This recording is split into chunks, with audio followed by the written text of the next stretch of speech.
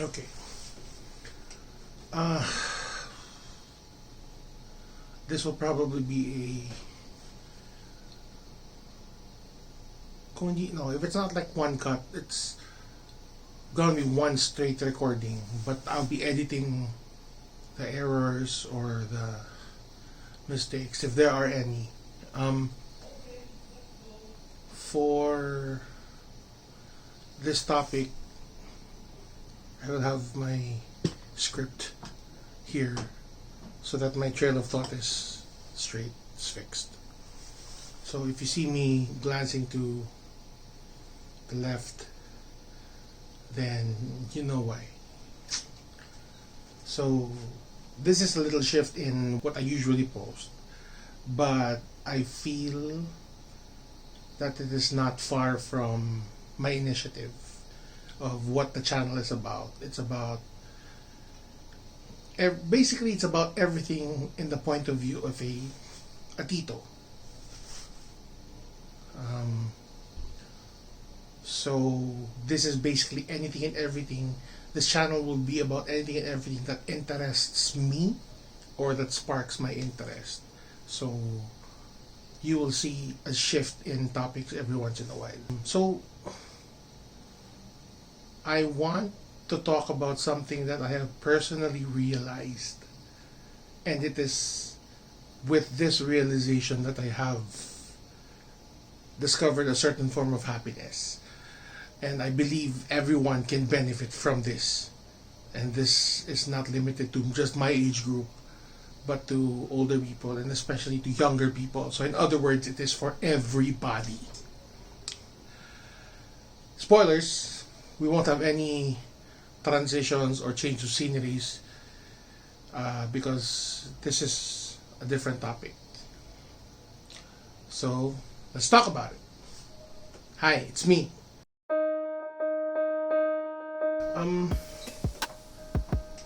Everybody knows what social media is. We consume it, we live through it, and for most of us, we need it. The younger generation definitely needs it. Whether it be for business or for the following, the followers, or what kids these days call clout. I don't know if it's a new word or I don't know what that word is. Hindi ko lang narinig yun. We can't get enough of social media. Basically, that's it. We consume so much social media to the point that any news that gets passed through social media, for a lot of us, we immediately believe it. That's the sad reality.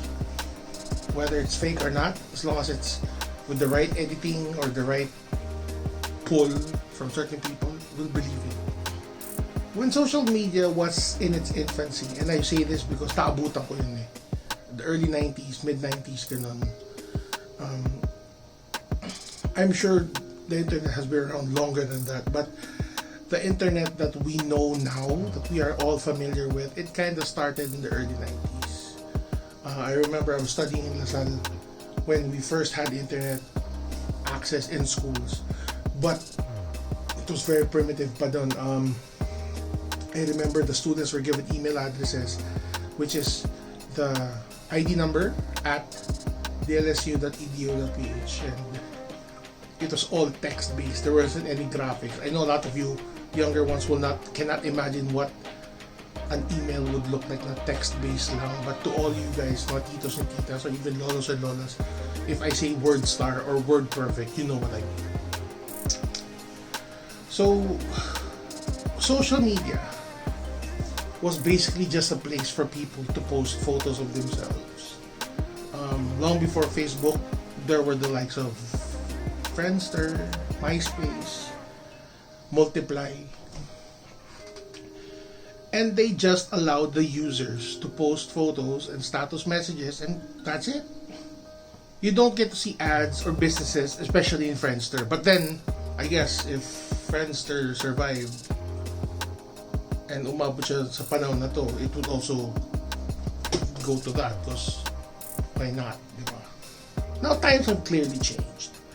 especially with this pandemic, everything, as in everything, is now online. I know in other countries like in the US or in Japan or all of those first world countries, e-commerce has already boomed. But here in the Philippines, we're kind of late in the game, and ngayon lang kami naging online.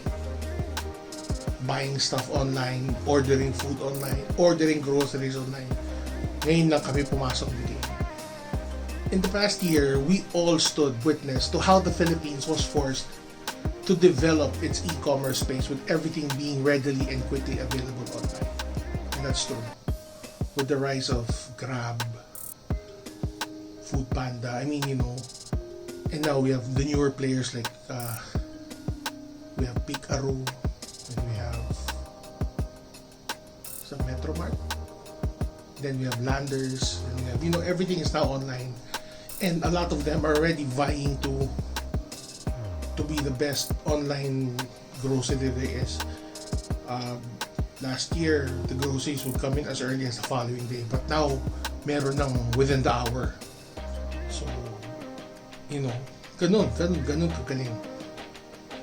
Bakit? Clearly, the pandemic had something to do with it. It helps people kill time. Now, going back to social media. People have turned to social media for various reasons. Let's take TikTok, for example. Back in December 2019, there were an average of 500 million active users. Thanks to the pandemic, because people were so bored, it's now close to 3 billion active users. Every corner here in the Philippines, you see a TikToker shooting. You could tell because the dance is the same. Not sila pare-pareho. Bakit? Clearly, the pandemic had something to do with it. It helps people kill time. Others look at it as a way to monetize and earn a living from, and with many other people just browsing the platform, it is pretty easy to become viral. But of course, there's always a caveat, a condition. Nothing comes easy. To the average content creator, syempre binuhos nila ang kanilang pawis, tugo at luha just to get their content across. And what do they get in exchange? Hate and negativity. I mean, marami din naman ang mga tagahanga but what really gets to you are those negative comments or trolls. Trolls are not new. In fact, trolls are in a way hecklers. Their reasons are way too many to list down, but the most common reasons, papansin. Admit it. There was a TikTok video I posted way back, which to my surprise got close to 350,000 views. Check it out. This is my handle. And it was all positive comments. So, syempre, natuwa naman ako sa ganun. So, I tried to post a few others. The next video that went viral hit close to over 50,000 views as of this writing, and it received a mixed bag of comments. It was clearly a joke, so a lot of them could appreciate the joke, others not so much. Which brings me to the topic at hand.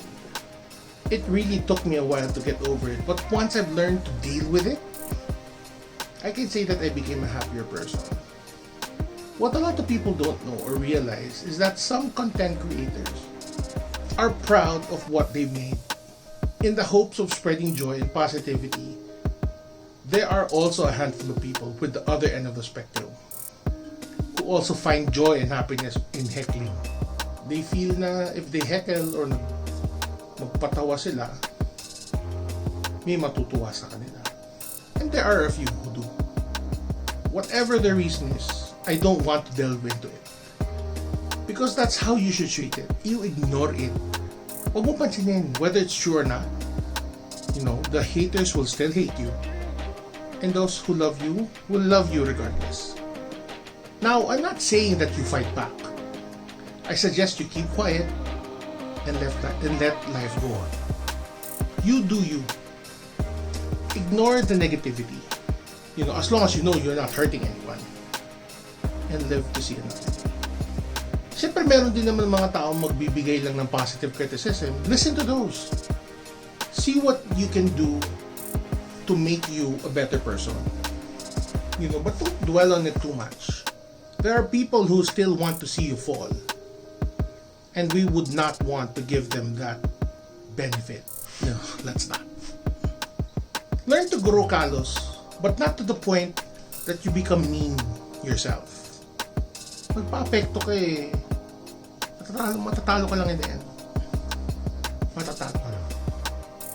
The trolls get to sleep well at night.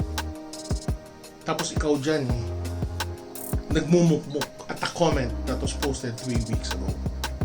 Don't let them win. To be completely honest, yung mga negative comments, it took me a while to get over it and just let things slide. You know, I just wanted to bring that side of me back, where everything is just harmless and should just be laughed at. To a certain degree, of course. Just forget about it. Don't just ignore it. Magpatulan. Let them die a slow death. This may not be the same formula for you, but give it a shot. You can still be passionate about things without letting certain people under your skin. That's it. Be happy in social media. Huwag mo pa-apekto masyado.